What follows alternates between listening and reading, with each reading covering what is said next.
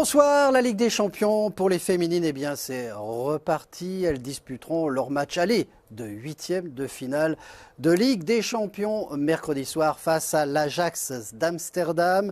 Se tenaient aujourd'hui les conférences de presse et Reynald Pedros en a profité pour annoncer que Jennifer Marozán réintégrait le groupe. C'est surtout une bonne nouvelle pour elle. Je pense qu'elle en avait ras-le-bol de courir toute seule. Sans ballon, voilà, elle retrouve ses coéquipières.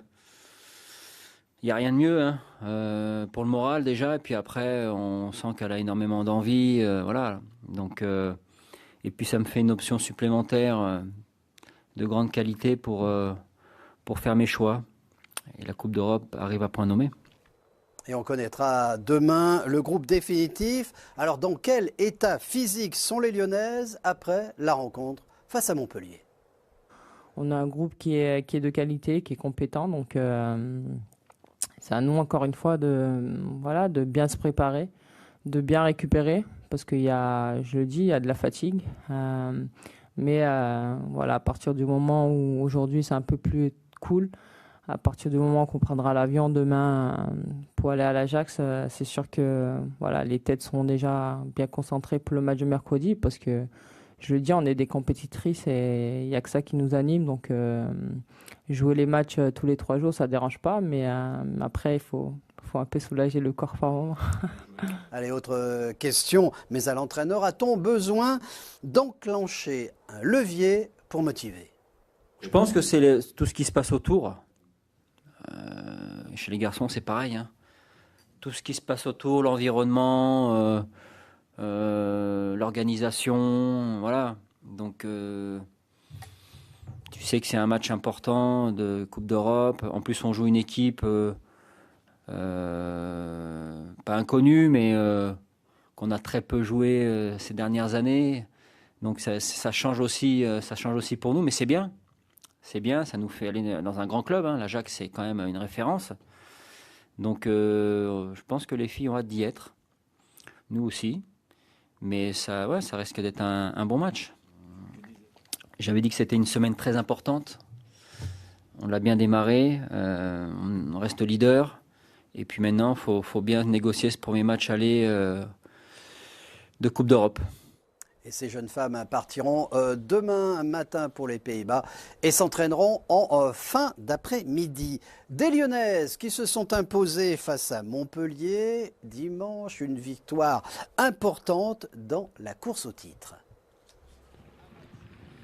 6e journée de D1 féminine et ce choc entre l'OL et Montpellier, 2 équipes qui réalisent un début de saison complètement différent. L'OL leader invaincu du championnat et Montpellier qui a beaucoup de mal avec une seule victoire en 5 journées. Et bien frappé, c'est sorti par Murphy. Fischlock, la reprise, contrée, ce sera un corner. Les Lyonnaises qui commencent à mettre la pression là, devant le but de Casey Murphy. La concentration de Jenny Le parti. Sommer. C'est contré. Elle avait choisi plutôt la puissance, mais c'est une Lyonnaise qui contre ce ballon. Wendy Renard. Fischlock, Kumagai avec Le Sommer. Pas de possibilité de frappe. On décale Cascarino sur le côté droit et Le Sommer avait suivi son action, mais n'a pas pu reprendre convenablement. Une fois qu'on trouve le décalage ici sur le côté avec Cascarino, on arrive à venir jouer en une touche de balle. Mais pas de but pour l'instant. Un jeu qui est... Ouais, Wendy Renard, Le Sommer. Et le voilà le but juste avant la pause. Eugénie Le Sommer qui vient débloquer la situation. 1-0 pour l'OL au meilleur des moments. Effectivement, on voyait que Montpellier avait baissé un petit peu d'intensité. On avait des Lyonnaises qui poussaient depuis un petit moment. Magaï, c'est quel bien bon ballon joué là pour Amel Majri. Allez, il faut Amel suivre. Majri dans la surface de réparation. Il y a point de prend le pénalty. temps pour Fischlock. Et le but. Ce ballon qui est rentré au fond des filets. Premier but de Jessica Fischlock sous le maillot lyonnais. L'internationale galloise. Toute la joie. Et ça fait 2 pour l'OL. Dès l'entame de cette seconde période. Quel transversal de Saki Kumagai au départ de l'action. Un superbe but dans la construction. Ouais, bien joué. Allez, allez, allez, il faut finir. Majri, Egerberg. Oh, Elle dommage. a manqué sa frappe à Egerberg. Magnifique jeu collectif là, ici, entre les joueuses lyonnaises. À une Attention, deux touches de balle. Attention à Montpellier, ça peut exploser là. Vraiment, hein. Oh, bien frappé et but. Et bien voilà, on le disait, dans le jeu, elles n'ont pas vraiment réussi à se rapprocher du but lyonnais. Et là, sur coup de pied arrêté, elles parviennent à réduire le score. Comme la saison dernière, hein, lors de la victoire des Lyonnaises 2-1. Contre-attaque pour Fischlock. Allez, il y a de l'espace, Allez, il y a allez, Majri pas en toute jeu, seule. Amel. Majri toute seule à gauche. Allez, Elle est servie à Amel allez, Majri. allez. Amel Majri qui va pouvoir frapper pied gauche Oh, et c'est elle était dévissé. vite. Il y a eu le retour de Maëlle Lacrar. Ouais, pas satisfaite hein, d'elle-même, Amel Majri. Anderson, Allez, c'est Egerberg. Egerberg la petite Allez, talonnade encore. pour Christiansen. Sur le Christiansen côté. pour Fischlock, Allez, le doublé allez. peut-être. Oh, c'est Et arrêté. c'est pas fini, c'est pas fini. Majri pied droit. Et la claquette, la parade de Casey Murphy. Ah, Ah, quel on face à face était ici tout de proche Fischlock. du but du break, du but du chaos.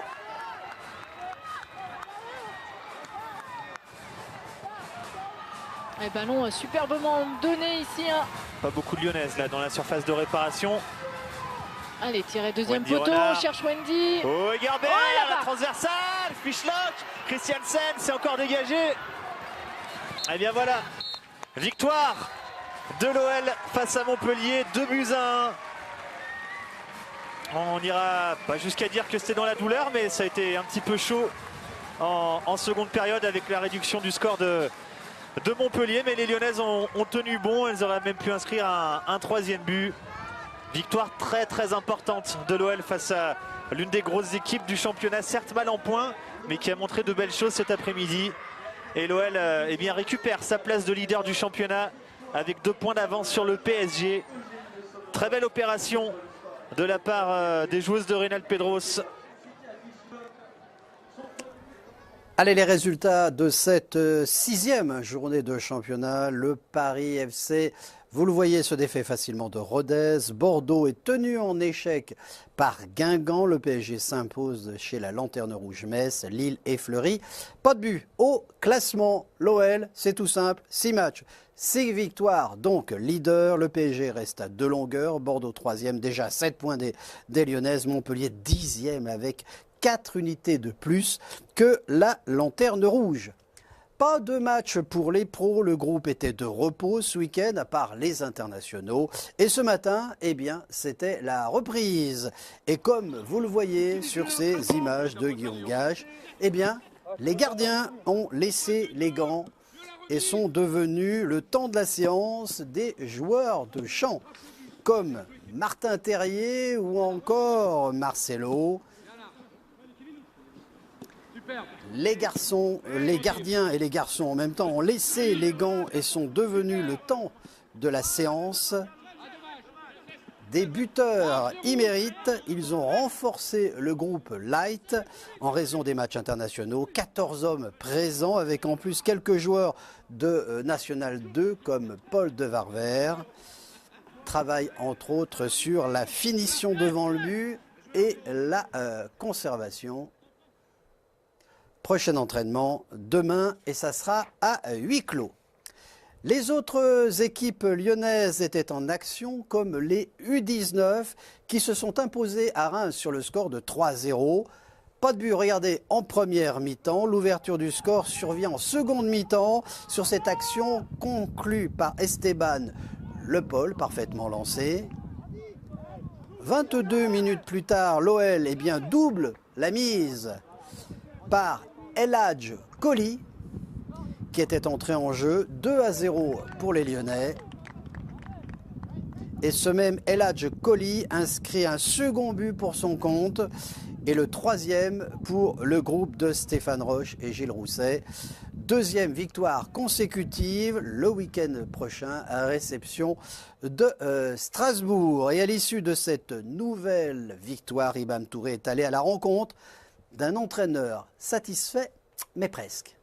Oui, on peut dire que la victoire de la semaine dernière nous avait fait du bien. On était dans une spirale négative. Aujourd'hui, c'était important d'enchaîner. Alors, certes, on a gagné 3-0, donc le résultat est très positif. Malgré tout, la première mi-temps n'a pas été bonne. On n'est pas bien rentré dans le match, on a subi beaucoup, sans que Reims ne se crée beaucoup d'occasions malgré tout, mais on a subi et c'est surtout techniquement où on a pêché. Mais Reims a fait une bonne première mi-temps, ils auraient mérité de mener au score à la mi-temps. Et puis finalement, avec la pluie du vent en deuxième mi-temps, on a été plus dangereux, on a réussi à marquer ce premier but qui nous a fait du bien. Et après, on a pu enchaîner. El Hadj est rentré, il a mis 2 buts, c'est très bien. Très bien pour lui, très bien pour l'esprit aussi. Ça veut dire que tout le monde est important. C'est notre message également. Donc on est satisfait, mais on a encore du boulot à faire. Et la semaine prochaine, ce sera encore un autre match. Allez, les autres résultats, les résultats des adversaires de l'Olympique lyonnais. Dijon, FCO et Auxerre sont respectivement tenus en échec. En revanche, l'autre club dijonnais, l'ASPTT, gagne largement. Puis au classement de ce groupe, Dijon FCO se maintient en tête avec 1 point de plus sur le duo Auxerre et ASPTT. L'OL est 6e à une longueur seulement du podium. Les U17 en 2 journées, écoutez bien, ils ont inscrit 11 buts. Leur victime ce week-end, Montferrand. Résumé de cette rencontre, Guillaume Gache. Après 2 défaites, les Lyonnais avaient retrouvé la victoire la semaine passée à Villefranche. Un succès confirmé ce week-end. Les joueurs de Pierre Chavrondier et Jérémy Berthaud ont battu Montferrand 4-0 grâce notamment à une grosse entame de match. Dès la 4e minute, Madiane Souni ouvre le score suite à une belle action collective et à une jolie frappe en pivot. L'OL insiste, Nkong à la 11e force Tissot à une belle parade. Tissot qui dans la minute suivante devra sortir au devant de Barcola.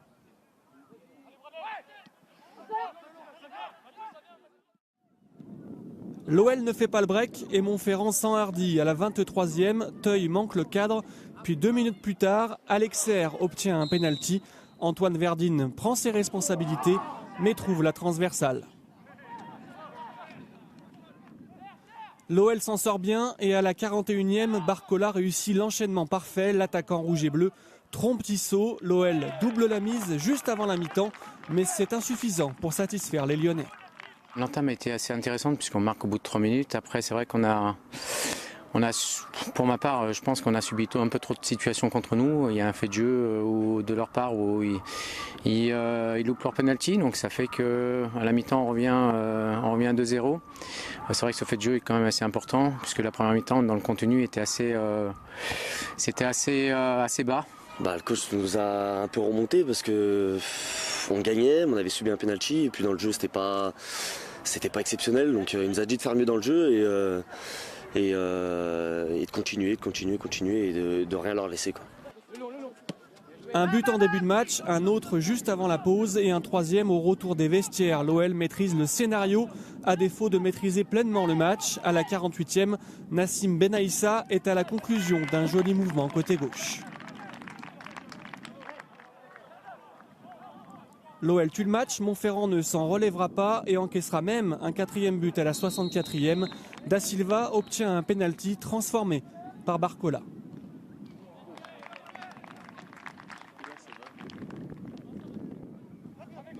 « 4-0, score final. Ce choc du haut de tableau n'a pourtant pas été à sens unique, mais l'OL s'impose largement.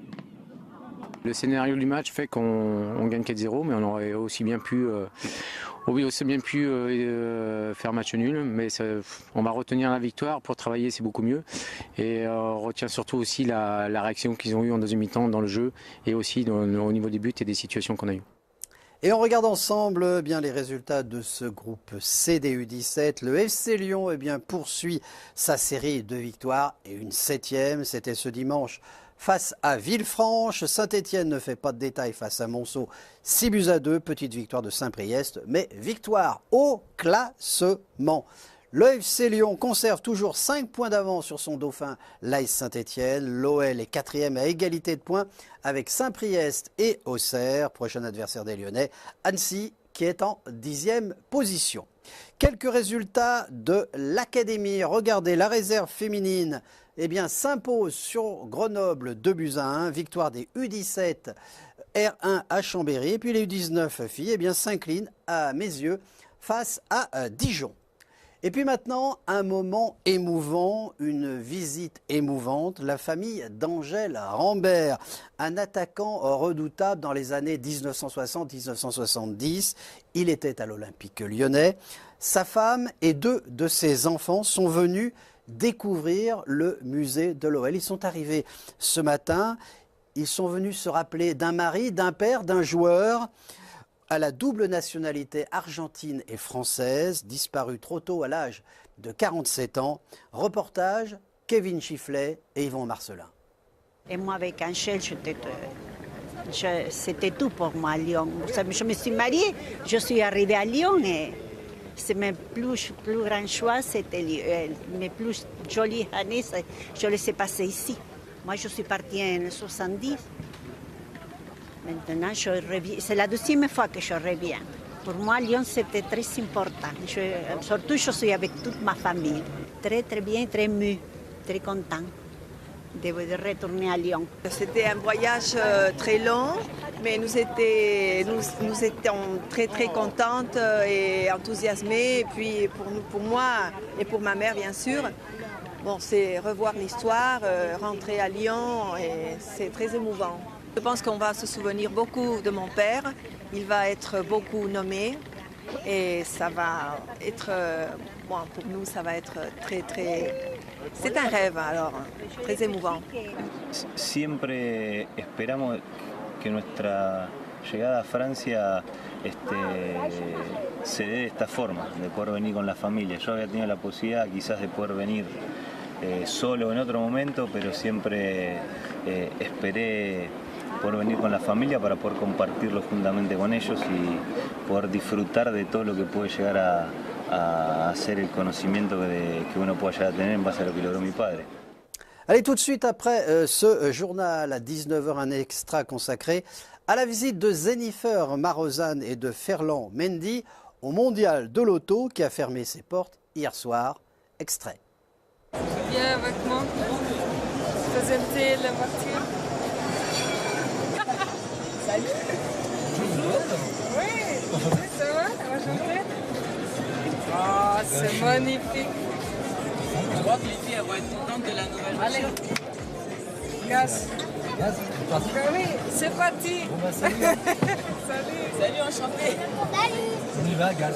Michael Jackson.